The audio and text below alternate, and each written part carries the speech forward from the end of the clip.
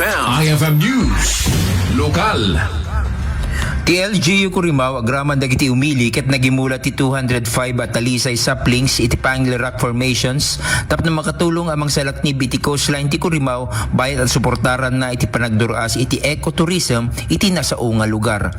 Ti aktibidad ket nagbalin na paset ti tinawen na programa ti aglawlaw ti munisipyo amang ipamaysa iti coastal resilience, disaster risk reduction ket panakipaset iti komunidad iti panangsalaknib kadagiti natural resources.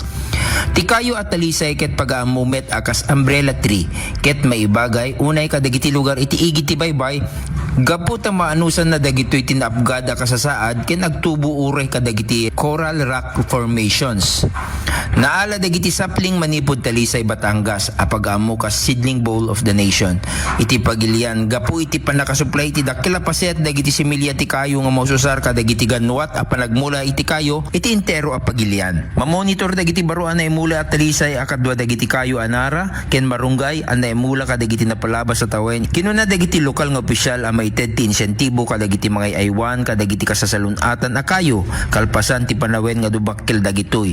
Isumet amang paregta kadagiti umili ang mga alati responsibilidad dati panagmula ken mang pasigurado iti napaot a panagbiag dagiti kayo.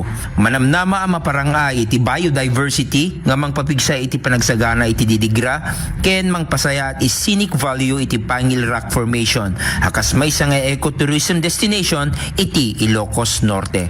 Para iti IFM News, Idol Glenn Batuyong, Tatak IFM.